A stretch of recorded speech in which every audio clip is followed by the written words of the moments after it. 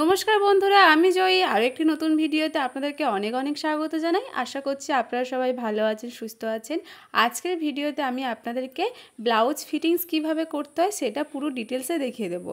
তো ভিডিওতে আপনারা দেখতেই পাচ্ছেন, এখানে ব্লাউজটা দেখুন আমার কত সুন্দরভাবে ফিটিংস হয়েছে। আরমহল বলুন, হাতার কাছে বলুন বা ছাতি, কোমর, এখানে দেখুন কত সুন্দরভাবে আমার বডিতে কিন্তু ব্লাউজটা ফিটিংস হয়েছে।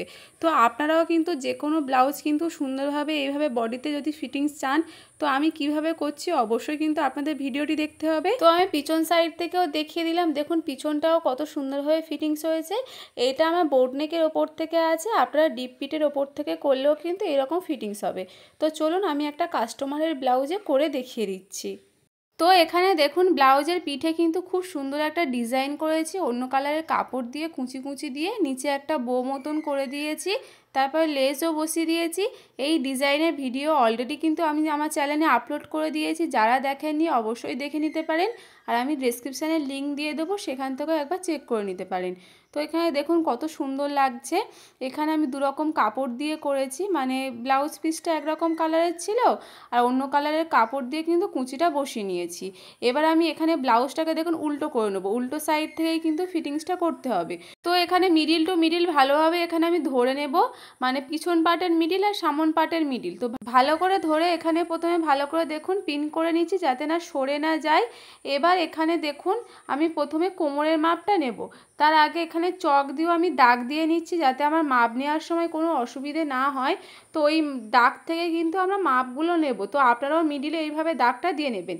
এবার আপনাদের কোমর যা থাকবে তাকে 4 দিয়ে ভাগ করবেন। তো এখানে আমার কোমর ছিল 37, তাকে 4 দিয়ে ভাগ করলে এখানে আমার 9 ইঞ্চি 2 সুত হয়।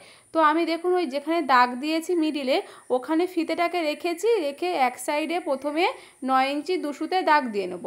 তো এখানে দেখুন দাগ দিয়ে নিয়েছি, এবার ঠিক একই রকমভাবে অপর দিকেও দাগটা দিয়ে নেব। তো মিডিলের কাছে রাখবো, রেখে 9 ইঞ্চি 2 সুত যেখানে হবে সেখানে দাগ দিয়ে নেব। এইভাবে মিডিল থেকে দাগ দিলে কিন্তু দুদিকেই কিন্তু সমানভাবে দাগ পড়ে, কোনো জায়গায় কিন্তু ছোট বড় হয় না। একই রকমভাবে ছাতিতে চলে আসবো, তো ছাতির এখানে মিডিল যেটা থাকবে সেখানে প্রথমে দাগ দিয়ে নেব। দাগ দিয়ে এখানে আমার ছাতি আছে 44, 44-এর 1/4 করে নেব। করে নিলে কিন্তু এখানে আমার 11 ইঞ্চি হবে। তো আপনাদের ওই ছাতি যা থাকবে তাকে 4 দিয়ে ভাগ করে নেবেন। ভাগ করে নেওয়া হয়ে গেলে মিডিলে রাখবেন, মিডিলে রেখে কিন্তু এইভাবে প্রথমে একদিকে একটা সাইডের দিকে দাগ দিয়ে নেবেন। তো এখানে আমার 11 হচ্ছে, তো দেখুন মিডিলে ফিতেটাকে রেখেছি, রেখে প্রথমে 11 ইঞ্চিতে দাগ দিয়ে নেব। একই রকমভাবে কিন্তু 11 ইঞ্চিতে দাগ দিয়ে নেব। তো এইভাবেও আপনারা দাগ দিতে পারেন, অথবা আপনারা ব্লাউজ কাটিং করার সময় যতটা পরিমাণে এক্সট্রা নিয়েছেন সেই এক্সট্রাটা দাগ দিয়ে নিতে পারেন। যদি আপনার 1.5 ইঞ্চি নেন তো দু সাইড থেকে 1.5 ইঞ্চি করে ছেড়ে দেবেন। দিয়ে অবশ্যই করে একবার কিন্তু ফিতে দিয়ে মেপে নেবেন যে আপনাদের ছাতির সাথে অ্যাডজাস্ট হচ্ছে কিনা। তো এবার আমি এখানে মুহুরির কাছে চলে আসব। মুহুরিরও হাফ কিন্তু নিয়ে নিতে হবে। তো এখানে আমার মুহুরি ছিল 11.5, 11.5-এর হাফ করলে কিন্তু এখানে 5.5 ইঞ্চি 2 সুত হবে। তো দেখুন যেদিকে আমাদের জয়েন্ট দিক আছে সেখান থেকে কিন্তু ফিতেটাকে রেখেছি, রেখে আমি এখানে 5.5 ইঞ্চি 2 সুতে দাগ দিয়ে নেব। একই রকমভাবে কিন্তু অপর হাতাতেও দাগটা দিয়ে নিতে হবে।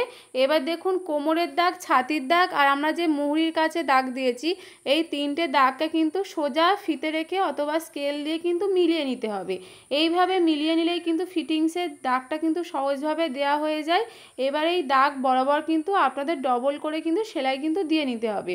একই রকমভাবে অপর হাতাতেও আমি কিন্তু দাগ দিয়ে নিলাম। দাগ দিয়ে এইভাবে কিন্তু সুন্দর করে কিন্তু দাগগুলোকে মিলিয়ে দেবো। তো এইরকম সুন্দর সুন্দর ভিডিও দেখার জন্য কিন্তু চ্যানেলটিকে অবশ্যই সাবস্ক্রাইব করে রাখবেন, পাশে যে বেল আইকনটা আছে ওটা অবশ্যই প্রেস করে রাখবেন। আর ভিডিওটি আপনাদের কেমন লাগলো অবশ্যই কমেন্টে জানাবেন।